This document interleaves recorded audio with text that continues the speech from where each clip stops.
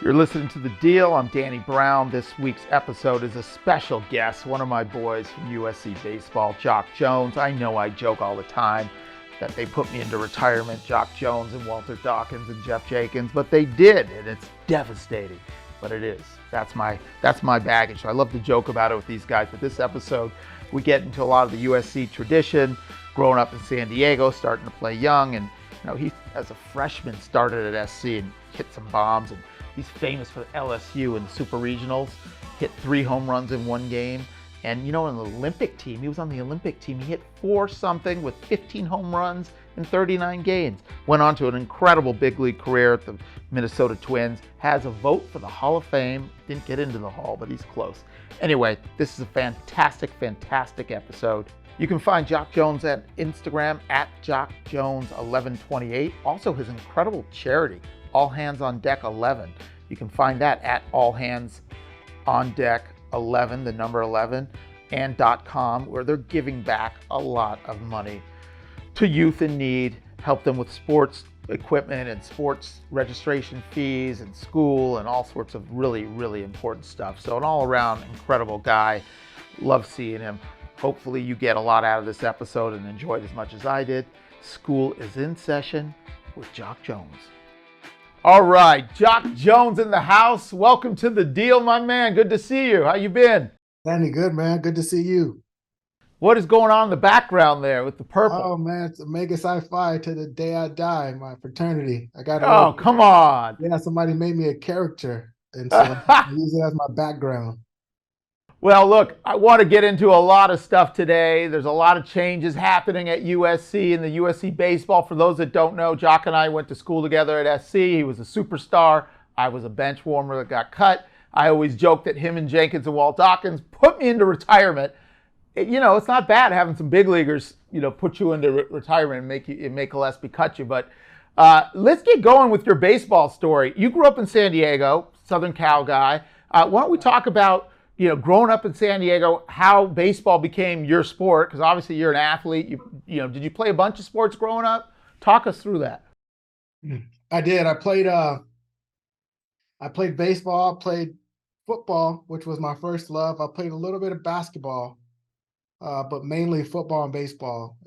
But when I was into the other sports, I always had a baseball bat in my hand and went to the cages. And dude, I honestly, through my whole life, my whole career, I was blessed with being around good people, not only good coaches, but good men, some good women, and just good people, good organizations.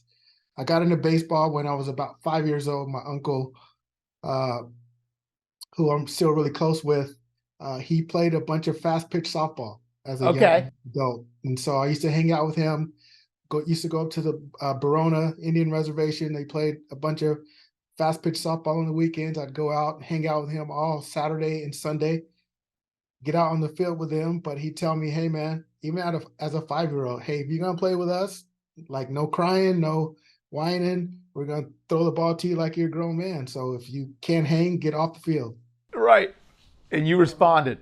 Yeah, man. And so I just hung. And that's just why I fell in love with the game of baseball on the fast pitch diamond on the Indian reservations. That's incredible.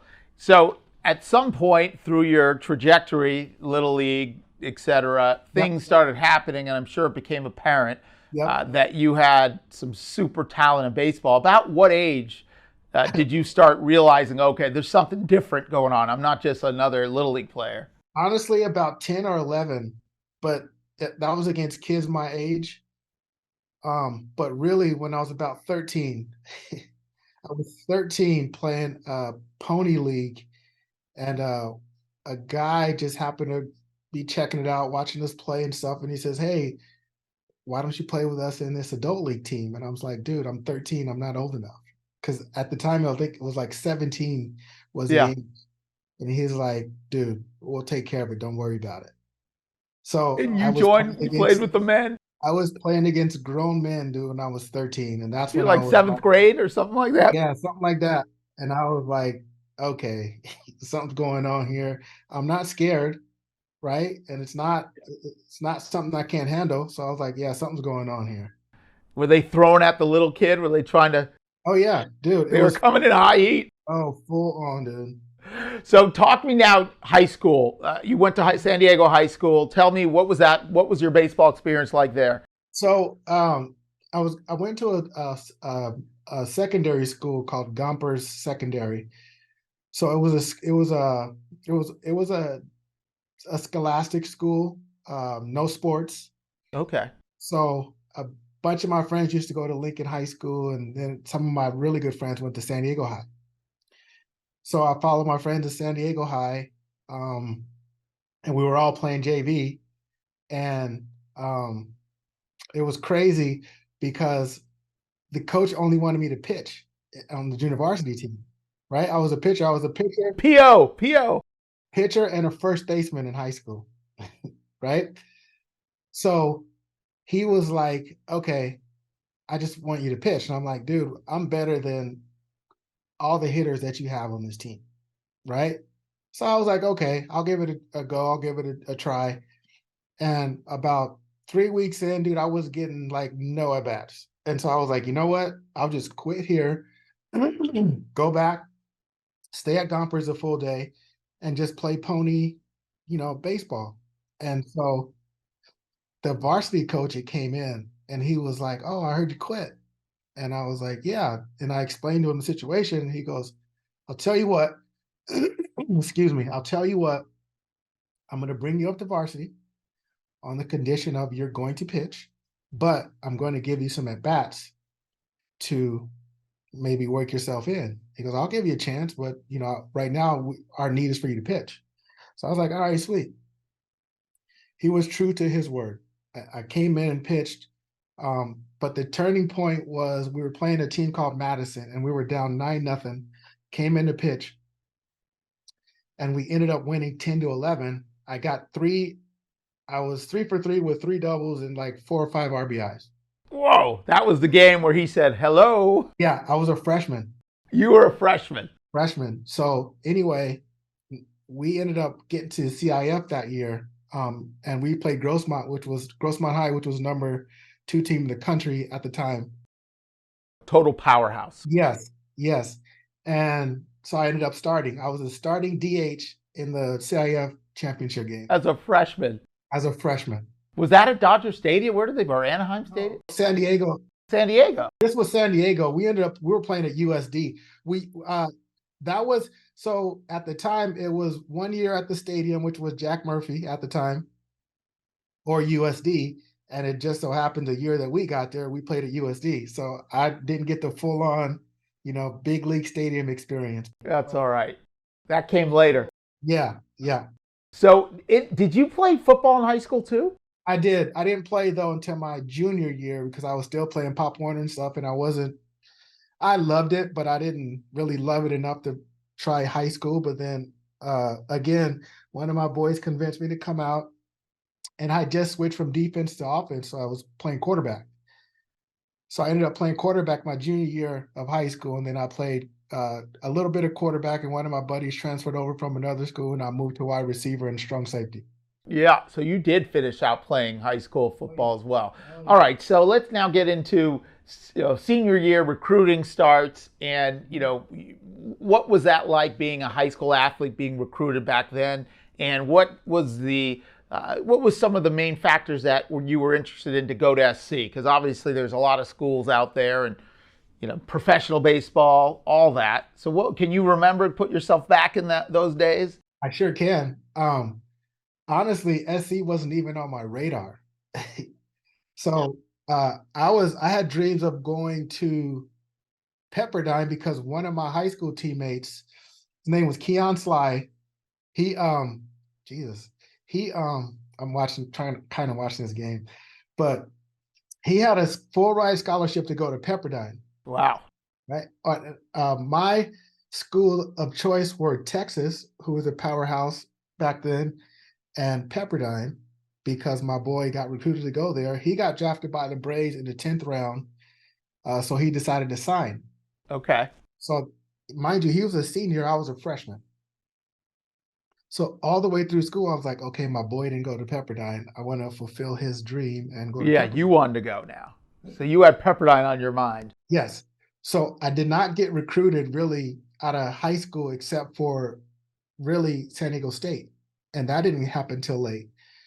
One of my volunteer coaches at the time on my high school team was tied into SC. He was a booster and kept telling the coaches, hey, check this kid out, check this kid out, check this kid out. We got this kid. You should really come check him out. Yeah. So Cruiser came out, Gillespie came out. I don't remember Coach Sanchez. Yeah, they all three came out.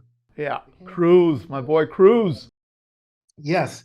And so they were like, okay, we want you to be a two-way pitch. And, you know, at the time I was a first baseman, we need you to play outfield. So I was like, all right, sweet. No big deal. It was an easy change.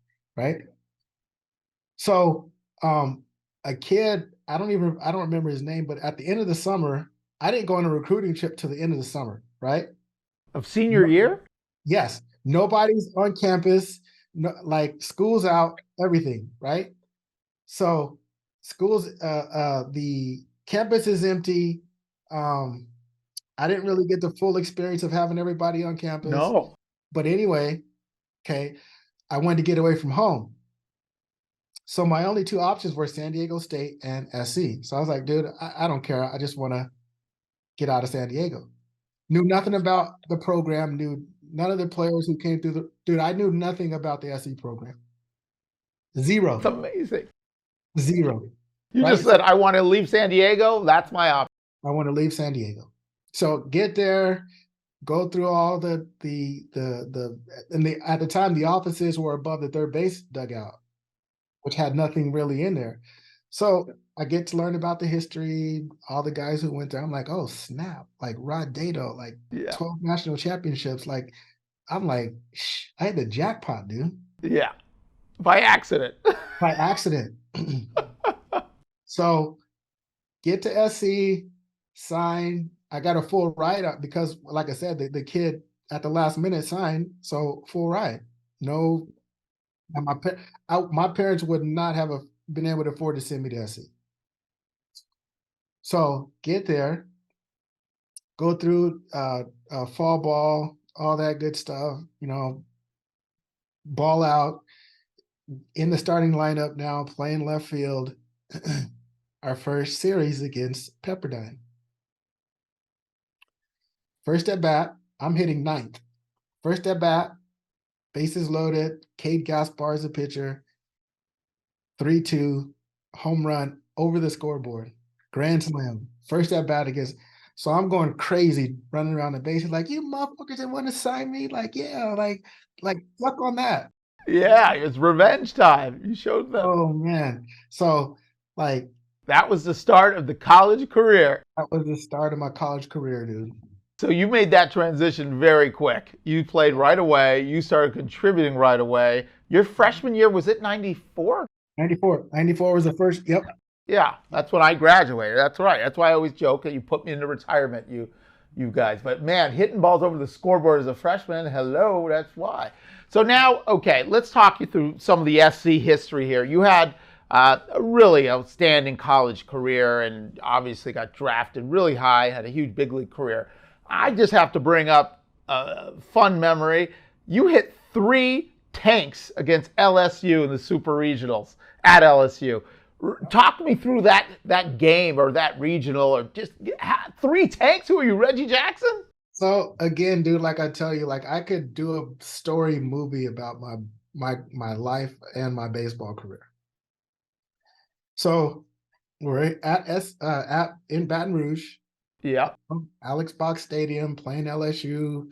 So I go into that regional with 2 homers, right? The first one was my first at bat. I think I hit one against Santa Barbara. So I got 2 homers, right? But let's go back a little bit and I'll come back. Right. I was hitting 350 at the time in the middle of the season, and I was going to transfer because Gillespie was all over me. Right? But that was the first time that was a time that I turned into a man because my mom was like, nope, you're not going anywhere. You're going to stick it out. If he wasn't on you, that means he doesn't care about you.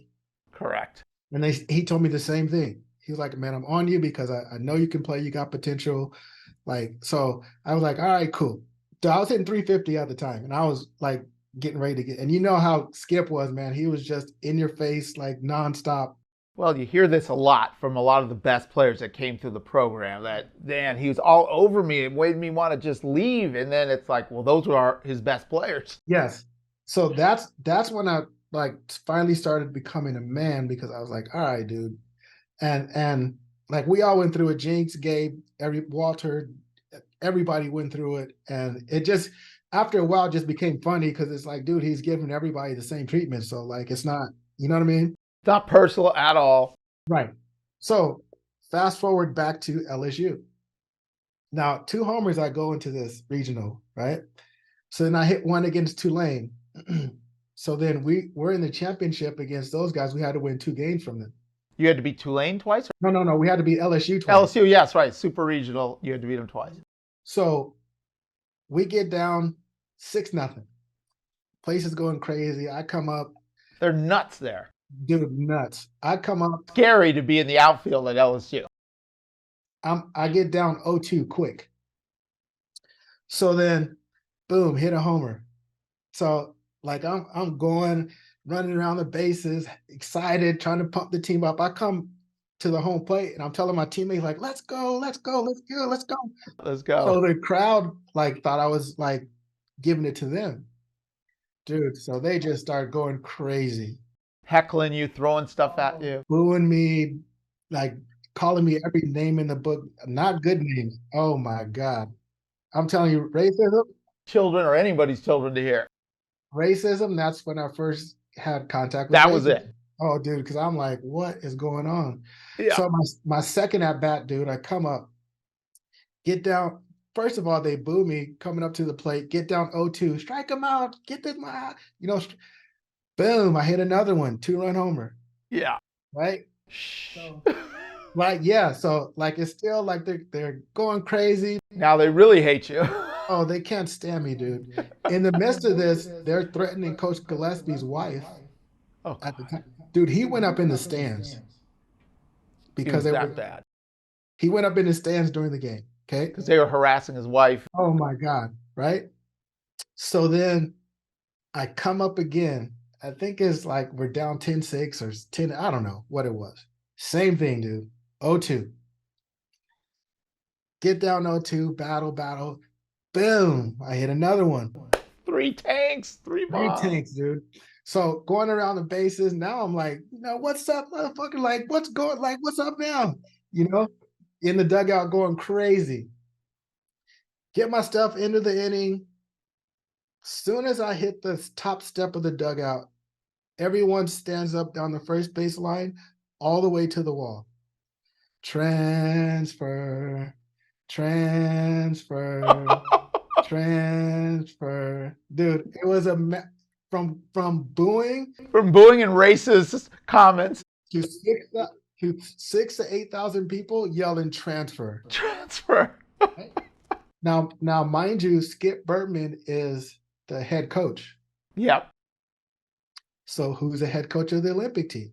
The U.S. team, Skip. So who gets an invite to the Olympic trials? Mr. Jones. Who makes the Olympic team? Mr. Jacque Jones. So opportunity doesn't say here, opportunity across, like I was just in the moment and I was ready for it and it turned into something else. Yeah, you were ready. You seized the moment. Preparation meets opportunity or luck, whatever. So like not only doing that in that experience, but it also turned into another great experience. Which is? I made the Olympic team. Well, yes. And you guys won a bronze? Was that 96? Yeah, 96. We won the bronze medal. And who do you remember? Who were you playing with on that team? 96. Oh God. It was college guys. Yeah, college. We were the last college team, which was I always am appreciative and happy about that, being the last college team to compete. Right, but let's see, Travis Lee, Warren Morris, Jason Williams was our shortstop, Troy Gloss was our third baseman, Brian Lloyd and Matt LeCroy were our catchers, Chris Benson, Billy Koch, Seth Greisinger, Braden Looper. On and on. You could play a little bit, that team. Chad Allen, Mark Kotsay, Chad Green, myself, right? JD Drew did not make our team. He didn't make it. Did not make our team. That team was stacked. That is unbelievable. JD Drew doesn't make the team. Did not make our team. Basically, you have to be a Hall of Famer to play on that team. So walk me through now, if you can recall, that some of your greatest memories at Dato and some of your greatest USC stories that you can recall and what sticks with you now. I know there's a lot of them. Can you remember, besides the LSU tanks, some of your biggest tanks, some of your biggest bombs? I remember I went when I really realized I had opposite field power. I went halfway up the screen against Rocky Biddle in left center against Long Beach. Oppo power. Yeah, and that was I think that put us up or tied us in one of the weekend series games against Long Beach. I remember seeing Jeff go up top the structure many a times, and then Jenkins went on that parking structure a lot, including his freshman batting practice.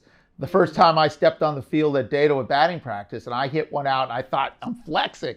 And then Jenks comes up, woof, woof, woof. I've never seen him. Structure, scoreboard, structure. That guy could mash.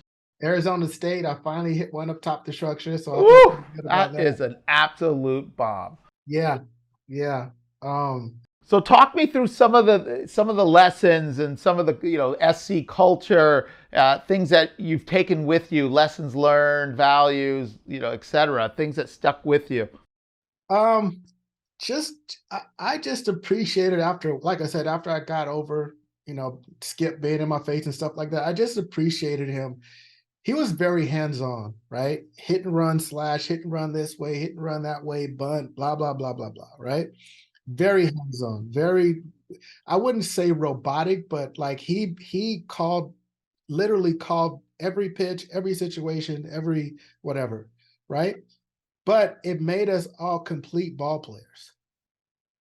So that when I went to the next level, I knew how to bunt, I knew how to get guys over, I knew how to hit and run, I knew how to, throw to the right base, hit the cutoff.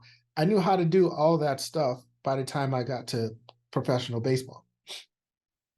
Yes. So, and playing with the guys I played with, like Jeff and Gabe, and I remember Lionel Hastings and Mike Mancuso and JP Roberge and Greg Aldridge. Yeah, man. I played with a lot of really good baseball players, maybe not the most talented guys, but man, they could play baseball. They knew how to play the game, a high IQ, really studied the game, and that really does prepare you for a life after college, professional baseball, because you have to have that or you just can't advance it. Just can't, man. And I know at the time the six-pack was like the equivalent of AA baseball. Right. So playing against the Stanfords and UCLAs and Cals. Yeah, it was. It was just equivalent of playing in AA baseball. You're playing in AA with aluminum bats, and a lot of these guys, and we always talk about guys that are on the bench on a lot of these teams, made it to the big leagues and had big league careers. Didn't even start at these schools. Yep. That's pretty awesome. So now let's talk about the end of college, getting drafted, and what it was like to transition into the minor leagues, which I know is just the grind of grinds. Everyone talks about it. Coming from SC and the good weather in San Diego and, the fun lifestyle, the parties, and now all of a sudden, here you are. Where did you end up when you got signed by the Twins? I was lucky. Again, playing in the six-pack, they allowed me to go to high A. Because I was like, hey, they were like, well, we want to send you here. And I was like, well, I'd like to start in high A. So we're like, all right, no problem. Get there, dude. I get hurt my first game. Oh, no. 2 for 3, hit 2 doubles. I had an awkward slide, and I sprained my knee. Ugh. But anyway, hung out there for probably about 3 weeks and then went home. But just in the meantime, like, we were on buses, and I'm like, we flew everywhere at SC. Yeah. Flights. Oh, we stayed in these little motels, and I'm like, we stayed in nice hotels. I was like, what the crap is this, dude? Right?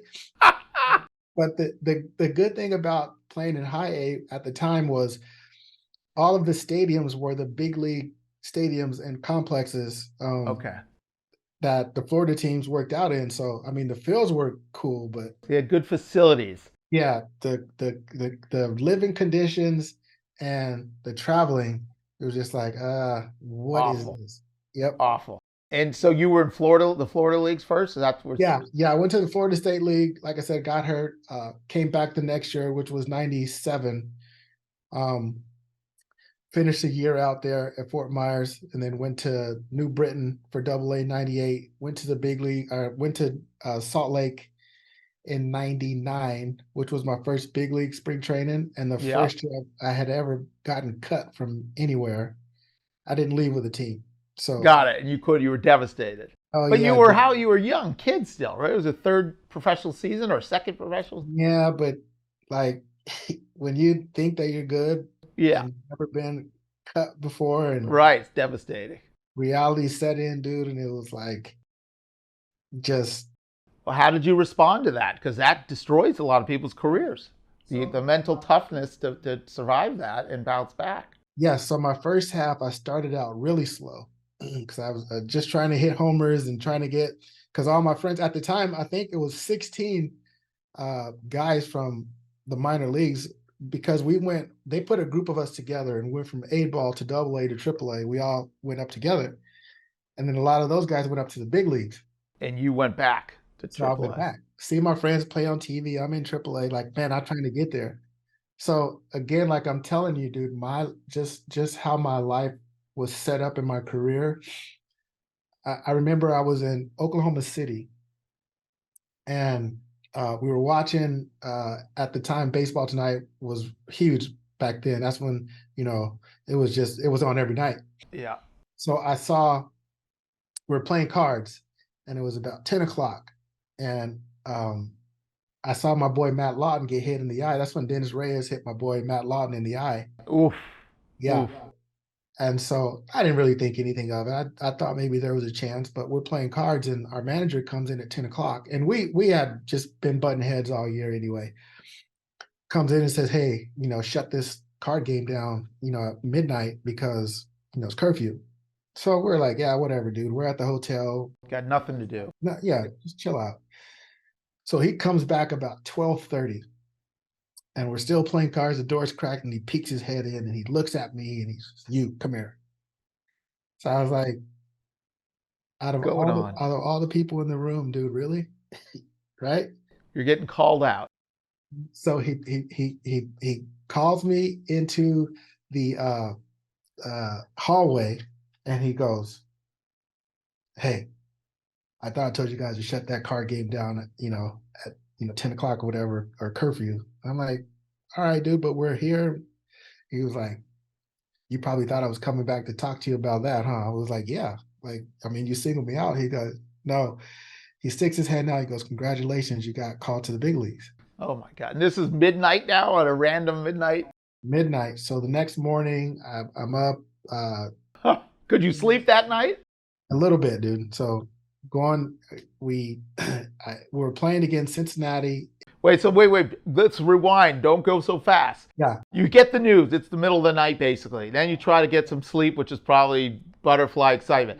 So where are you? What city are you in? And where you got to get on a plane? And yeah, Oklahoma City. You're in Oklahoma City. So early morning, you're on a plane. Did you go? Where were you? Minnesota or somewhere else? Yeah, Minneapolis. So you went right to Minneapolis. Here you are. Pack your stuff and go. Yes. So, dude, hit the ground running. Go. Show up at the ballpark, or do you get to put your stuff down? Listen, dude, hit the ground running. Fly in about two-ish. Go to the stadium, uniform, get on the field. I got to take fly balls because here you are. The roof and all that stuff, getting used to the roof. Yeah. Signs, hey, I'm starting. You're starting right there. Starting. And I don't even remember who my first big league at bat against. But I know I was 0 for 4 that day. Right? So go 0 for 4, I was 0 for my first 3 games. 3 games. So another mental toughness challenge, because that could end you right there. Yeah. But luckily at the time I was just starting to swing. I had pushed my average up to about 300. So I was in the groove. So anyway, didn't get any hits first couple of games. No big deal, right? I'm still like, dude, it's finna be on. You know what I mean? Yeah. We go to Milwaukee, right? God dang it. I don't even remember who the guy was again. But anyway, my first big league hit, Chinks was playing left field. It's a blooper in front of Jeff. That's your first one. First big league hit, dude, right? A blooper in front of Jeff. Oh, there you go. You're on. You're average. Now you're hitting 56. Yeah, dude. So after that, I remember we went to Boston, and once we went to Boston, I just started getting off. And it was just originally I was supposed to stay up for 15 days. I stayed up for 9 years. Never left. Never left. Never left. And so your transition to the big leagues, from a skill perspective, obviously there's a lot of other off the field stuff that's dramatically different. But in terms of playing the game and adjusting to big league pitching, what that adjustment wasn't so dramatic for you. It sounds like I mean you started hitting and you never looked back. Dude, I was so overconfident, right? And not overconfident, just confident in my ability. I didn't care who you were, dude. Like, you got to throw the ball over the plate. I was a free swinger anyway, so I was always ready to hit. You went up there looking to hit. But I mean, I had the advantage because they didn't know anything about me other than the reports they were getting. Yeah. But I had an advantage because I always was able to hit the ball the other way. Yeah, which is huge. Right. So everyone's throwing me away, and I'm like, sweet, dude. You're fine. You're just going with it. Perfect. So, but that's year one, half season. Then the pitchers start figuring out, oh, he likes going away. They make their adjustments. Absolutely. And now, mind you, and I'll go back a little bit. So the highest output of homers I had was my junior year. I hit 10 homers in college.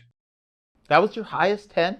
Yes. So my first full season of pro ball, I hit 13 and 1/2 in the Florida State League. Wow. So my power came when I started swinging wooden bats. Yeah, that's interesting. Yeah. So I ended up, and I kind of pewtered out. I ended up hitting 15 total, but I had 13 in the first half. Wow.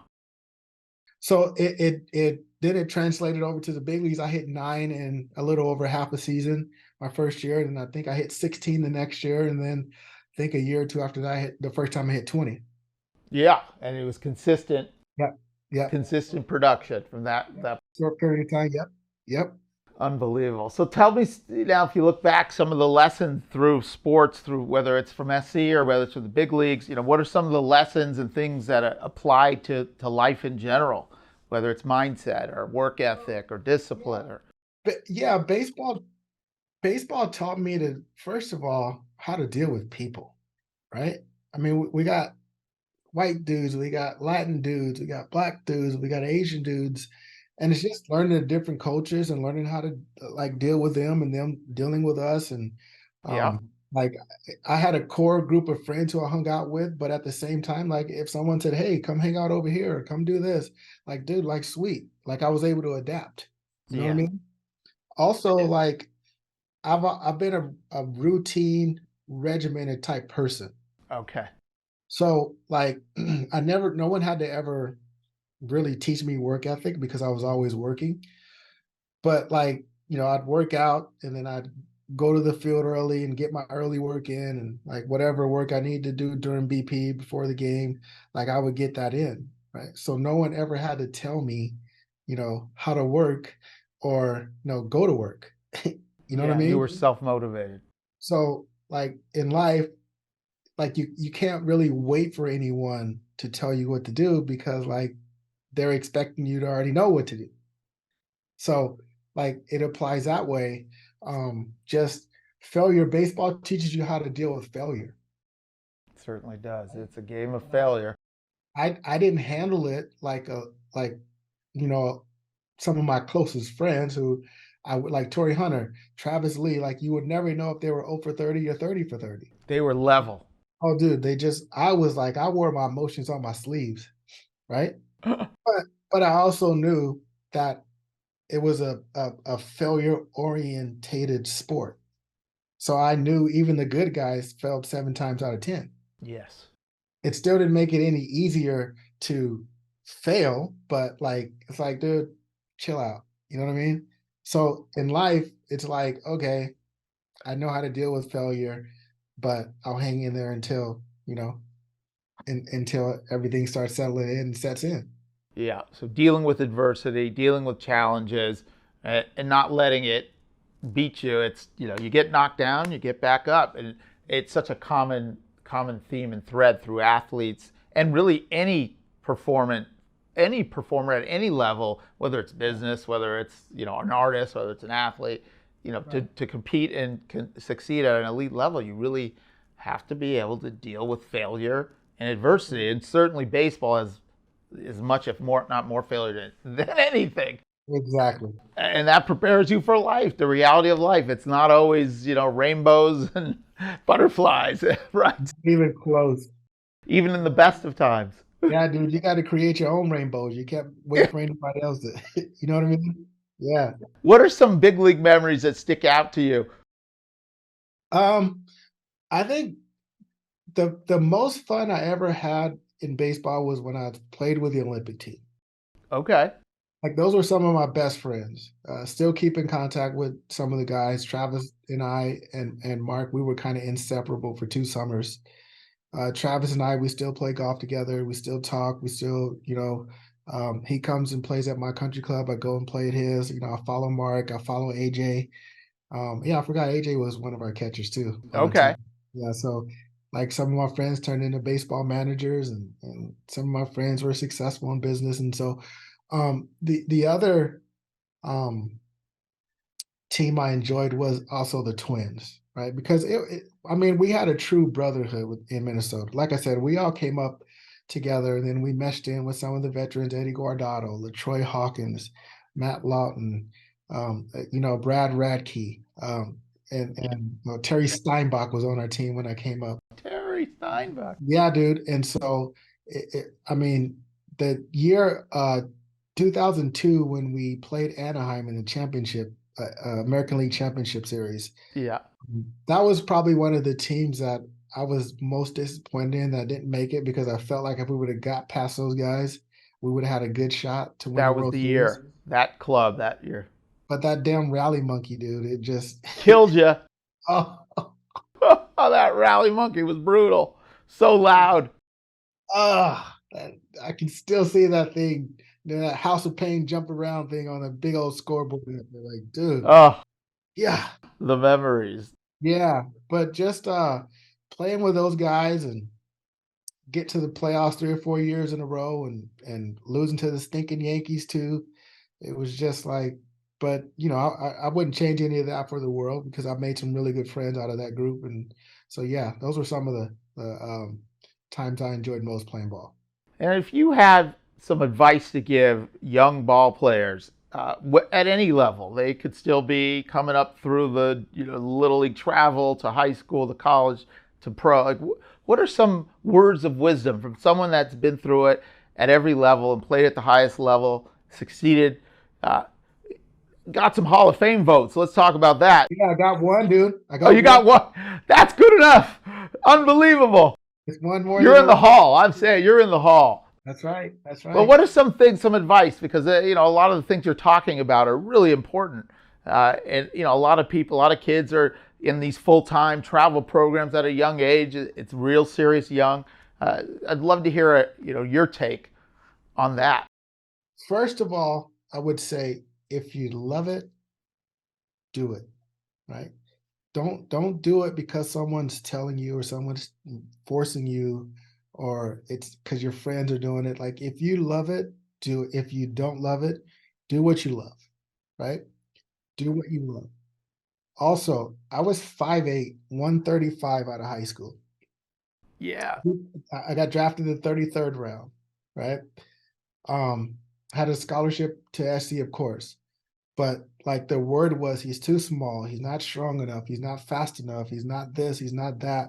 So I used all of it, right? I used all of it to fuel my fire. Oh, Mamba mentality. Yeah, dude, I was A more lot of of a, mental. yes, I'll show you. I'll show. You don't want to pick me? Here, look at this. You don't want to pick me? Here, look at that. You don't want to pick me? Look at that. You know what I mean? I So, love that because so many kids, I coach my kids' teams, and these kids get so down when they're not yeah, picked first or the star. And you got two options, right? What you just said, that's what a champion does. The pain, the disappointment, you put a chip on your shoulder. It's like putting gas in the tank, and you get fired up, and you prove them wrong. yeah. Versus, oh, I'm moping around. Nobody thinks I should start. No, I'm batting last. I'm not. So it's the opposite of what kids do. You got to use it as fuel. You have to have, and even in the business world, you have to have confidence in your abilities, right? Because your employer really doesn't have confidence in you until they see your work. Same thing in sports. I mean, you're on their team, but like every year they're trying to replace you. Yeah. That's why they have a draft. Right. But Good it's like point. the more you do your job, the more you produce, the harder you make it for them to replace you. But the world doesn't stop. So when you're moping and you're sad and you're nervous and you're scared, right? The life's still going. The game is still going. Nobody cares. Nobody cares. Like your uncle told you when you were 5. If you're going to play with the big boys, there's no crying in baseball. You just go hard and keep your head down and work. Nobody cares, man. I started hitting. I was ninth on that team as a freshman. Yeah. And by the end of my career, I was third. By the end of that year, I was hitting fifth. You're hitting fifth. Started ninth freshman year, You know what I'm fifth as a saying? true freshman. So it's like, dude, yeah, okay, sweet. You want me to start here? Sweet, I'll start here. I'm not going to end up here, but I'll start here. Yeah. Amazing. There's such gems, such wisdom. Yeah, man. Yep. Yeah. You can't let, like, I always say this, however you feel about me, whether I agree or not, it's true, right? If you think I'm good, it's true. If you think I'm bad, it's true. That's your opinion, not mine. Doesn't affect you and how you think Doesn't about affect me. yourself. Doesn't affect me. Well, confidence is so important. But yeah.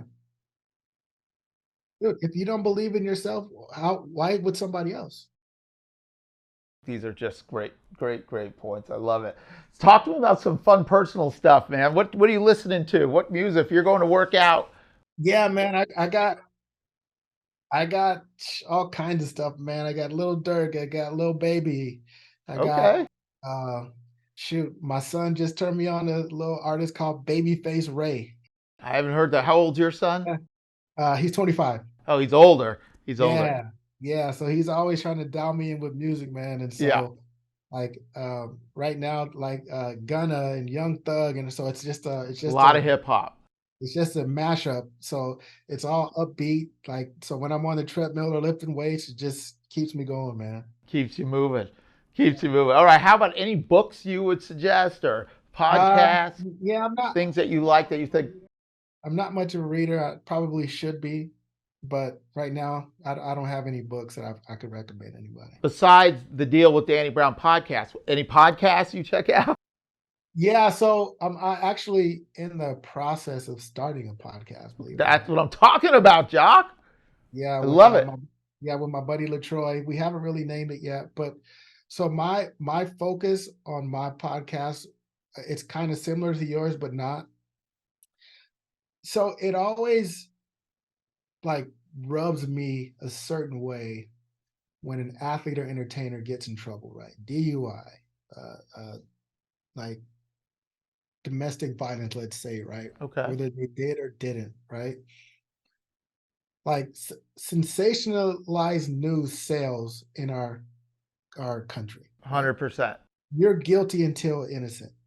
You're guilty even if you are innocent. And that's what I was getting to. Even if you're innocent, you're still guilty. Yeah.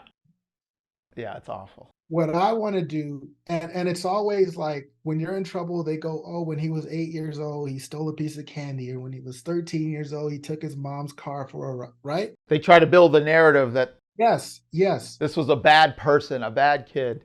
So with me, like I and the thing that really got me going was when Damar Hamlin got hurt, right?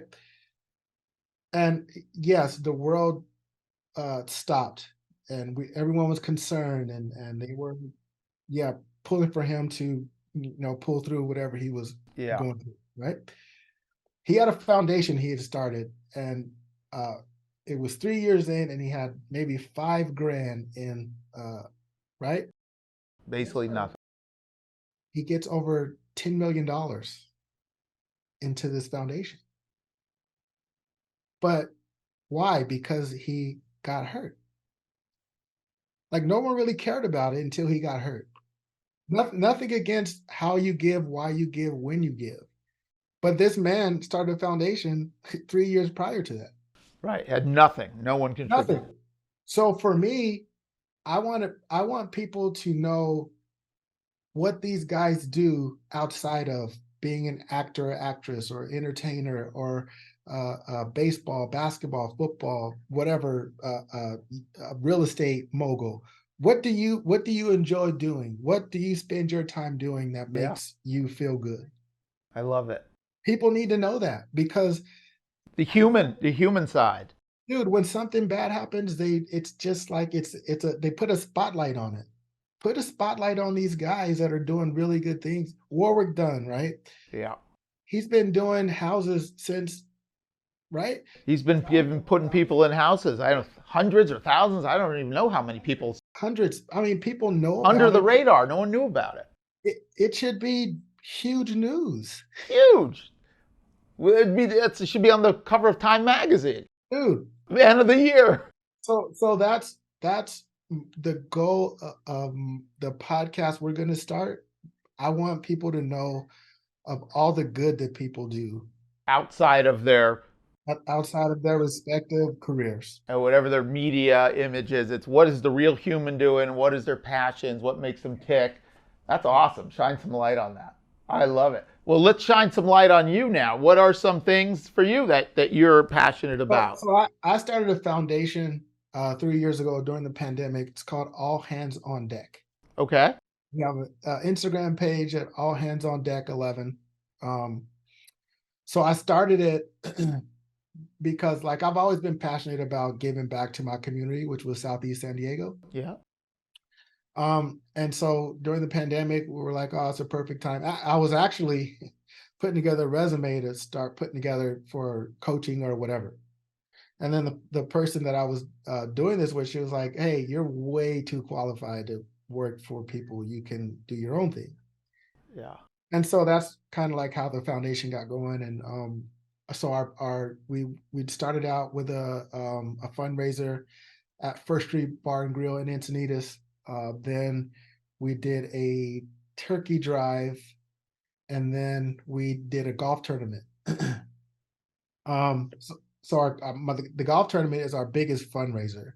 And what is the mission of the charity? What are you? So the mission is to help kids who wouldn't have a chance otherwise to do things they enjoy doing. Like, we try to, pay tuition for kids who can afford to play baseball, football, basketball, equipment. We sent 10 kids to prom a couple years ago. I sponsored a league with equipment. And then I helped another startup league get football. And like, these two leagues were football. So football equipment, and then like baseball equipment, and like just wherever I can help out, that's where I try to step in. So where do people go? Shout it out again. What is? It's all hands on deck 11, the Instagram page. At All Hands on Deck. And then it's allhandsondeck11.com is our website. Okay, good to know. People should donate. You're doing good things. You're doing good things. Any other things you want to share with us while you got the mic and you got a podcast coming? We're gonna break the podcast right here. That's right. No, other than that, dude, I love playing golf. I'm an avid golfer. And so Okay. I try to play whenever I can.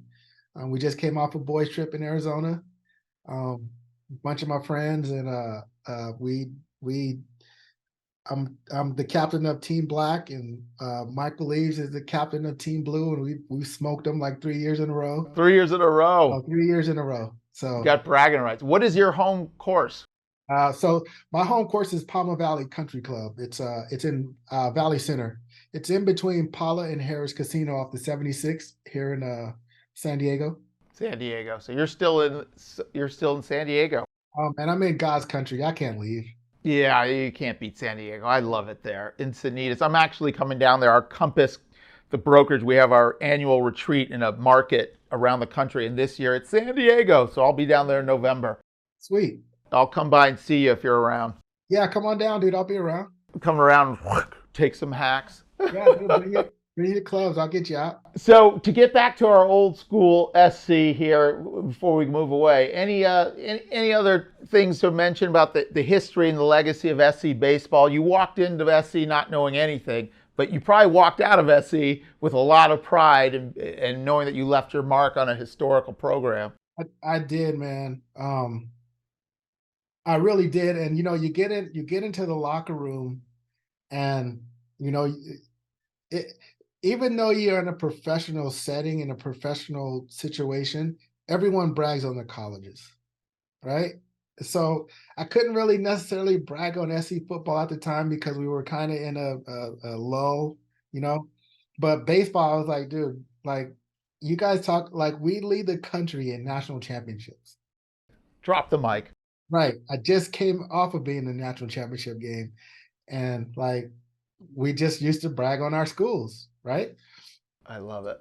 So then over the course of time, we got better at football. So I'll start sticking my chest out with Bush and Liner. Yeah. White and Ray Maluga and Palomalu and Clay Matthews and all those guys, dude. I got a chance to puff my chest out. And so there's nothing like on a Saturday afternoon bragging about your college. So fun. Fight on, baby. It's so fun. Although last weekend wasn't fun. That was not fun versus Notre Dame. Yeah. But we'll turn it around, Jacque. We're going to turn it around. I hope so. Yeah. Man, thank you for spending time with us, man. Always good catching up. You're looking good. Maybe I'll see you in San Diego in a couple weeks. Yeah, man. And I look forward to your podcast. I want to watch it and blow it up. I want to be there. I want to see. You heard it here first. Jacque Jones, MLB legend, USC legend, my boy. Good to see you.